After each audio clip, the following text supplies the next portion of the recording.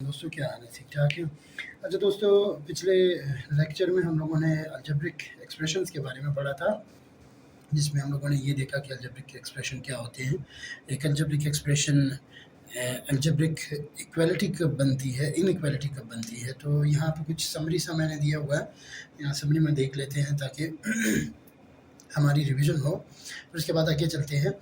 तो यहाँ पर देखिए हमारे पास है अलजेब्रिक एक्सप्रेशन क्या होते हैं। अलजेब्रिक एक्सप्रेशन वो होते हैं, एक ऐसे मैथमेटिकल एक्सप्रेशन होते हैं जिसमें हम लोग वेरिएबल और कांस्टेंट देखने को मिलते हैं, और वेरिएबल और कांस्टेंट को आपस में मिलाने के लिए हमें बेसिक मैथमेटिकल ऑपरेशन का सहारा लेना पड़ता है। तो वेरिएबल क्या होते हैं, कांस्टेंट क्या होते हैं, वो सब मैंने पिछले वीडियो में आपको बताया था। और अलजेब्रिक एक्सप्रेशन एक इक्वेशन कब बनता है, जब हमारे पास किसी भी एक्सप्रेशन में इक्वालिटी की साइन दिखाई दे। इक्वालिटी का साइन जब हमें दिखाई देता है तो वो हमारे पास क्या कहलाता है, अलजेब्रिक इक्वेशन कहलाता है। इसी तरह अगर हमारे पास इक्वालिटी साइन नहीं है और इक्वालिटी साइन के बजाय यहाँ पर हमारे पास ये साइन है, ग्रेटर देन, स्मॉलर देन, या फिर smaller than n, equal to, greater than n, equal to, तो इन साइनों में से अगर कोई साइन हमें नज़र आता है तो वो हमारे पास फिर अलजेब्रिक इनइक्वालिटी कहलाती है। और हम लोगों ने ये देखा था कि अलजेब्रिक इक्वेशन हमारे पास जो है वो हमारे पास ट्रू होते हैं सिंगल वैल्यू ऑफ वेरिएबल के लिए, और अलजेब्रिक इनइक्वालिटीज़ हमारे पास वो ट्रू होते हैं वैल्यू वेरिएबल की वैल्यूज़ के ख़ास रेंज के लिए। ख़ास रेंज होता है उनके लिए, उस पर वो ट्रू होते हैं। उस रेंज के राइट साइड पर अगर आप मूव करेंगे तो वो फॉल्स हो जाएंगे, और अगर उस रेंज के लेफ्ट हैंड साइड पर आप मूव करेंगे तो भी वो फॉल्स हो जाएंगे। एक ख़ास रेंज होता है जिस पे ये इनइक्वालिटीज़ ट्रू होती है। अब हम लोग आगे बढ़ते हैं और देखते हैं कि अलजेब्रिक आइडेंटिटीज़ क्या होती है। अलजेब्रिक आइडेंटिटीज़ हमारे पास क्या होती है। देखिए दोस्तों, हमारे पास जो भी फार्मूले हम लोगों ने मैथमेटिक्स में जो पढ़े हैं, फार्मूले 9th और 10th में ख़ासकर, तो यहाँ पर हमारे पास वो फार्मूले कुछ इस तरह हैं। जैसे ये फार्मूला है a + b whole square equal to a² + 2ab + ab + b², 2ab + b²। और इसी तरह इसका माइनस वाला वर्जन है a² - 2ab + b², और a³ - b³ equal to a - b into a² - ab + b²। और a³ + b³ के लिए यहाँ पर इस तरह बनता है a + b into a² + ab + b²। और यहाँ पर थोड़ी सी मैं करेक्शन करना चाहूँगा, यहाँ पे ये प्लस है, ये प्लस में है, और इधर ये माइनस में, इस तरह से। तो ये फार्मूले हमारे पास एक दूसरा बहुत ही मशहूर formula a + b into a - b equal to a² - b²। इसी तरह क्यूब के फार्मूले हैं। ये फार्मूले सारे हमारे पास क्या कहलाते हैं, आइडेंटिटी कहलाते हैं। इनकी ख़ास बात ये है कि ये हमेशा हर वैल्यू के लिए, यानी कि इनफाइनाइट वैल्यूज़ के लिए ये हमारे पास ट्रू साबित होंगे, ये ट्रू रहेंगे। जैसे कि मैं यहाँ पे आपको बता देता हूँ, ये वाला फार्मूला हम लोग उठा लेते हैं। देखिए ये फार्मूला है हमारे पास a + b whole square equal to a² + 2ab + b²। तो यहाँ पर हमारे पास वेरिएबल जो है वो a और b है। तो a और b की हर एक वैल्यू के लिए जो भी वैल्यू मैं a और b को जो भी मैं पुट कर दूँ, ये हमारे पास ट्रू रहेगा।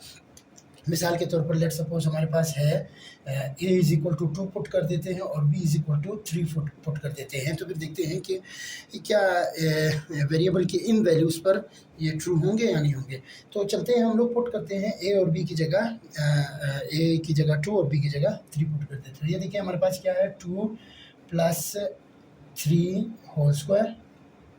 देखिए a + b, 2 for a और b for 3 for the b।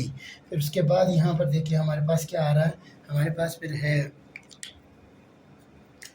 a² है, यानी कि हमारे पास ये 2 का स्क्वायर प्लस 2 फार्मूले का, और फिर से a आ रहा है तो मल्टीप्लाई बाय 2, और फिर b आ रहा है तो मैं जगह यहाँ पे नहीं है, मैं नीचे लिख रहा हूँ मल्टीप्लाइड बाय,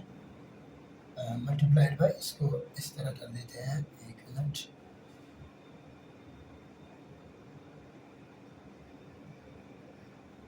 अच्छा यहाँ पर देखिए 2 + 3 whole square is equal to 2² + 2 × 2 × 3, यानी कि देखो ट्रू फार्मूले का, फिर ये 2 a के लिए और b के लिए 3, और डॉट डॉट से मुराद है मल्टीप्लिकेशन, ठीक है जी। फिर प्लस b स्क्वायर है यानी कि 3 का स्क्वायर। अब देखते हैं हम दोनों साइडों को हम लोग कैलकुलेट करते हैं कि क्या दोनों साइडें हमारे पास सेम रिजल्ट देते हैं या नहीं देते हैं। तो यहाँ पर देखिए 2 + 3 क्या आ रहा है, 2 + 3 5 का स्क्वायर इज इक्वल टू 2 का स्क्वायर 4 प्लस 2 × 2 4, 4 3 ज़ा 12 और प्लस 3 का स्क्वायर हमारे पास 9 बनता है। अच्छा अभी देखिए हमारे पास 5 का स्क्वायर क्या बनता है, 5 × 5 हमारे पास 25 बनता है, इज इक्वल टू यहाँ पर देखिए 4 × 12 ये हो जाएगा 16, 16 + 9 तो ये बन गया हमारे पास, इस साइड पर भी हमारे पास क्या आ गया 25। देखिए यहाँ पर क्या हो गया, हमारे पास वैल्यू सेम आ गई, दोनों साइडों पे इक्वेशन सेम आ गया। तो इसका मतलब है कि ये हमारे पास क्या है, आप जो भी वैल्यू ए की जो भी वैल्यू बी की जो भी वैल्यू पुट कर दें, ये हमारे पास सेम ही आएगा, दोनों साइडें हमारे पास सेम रिजल्ट देंगी।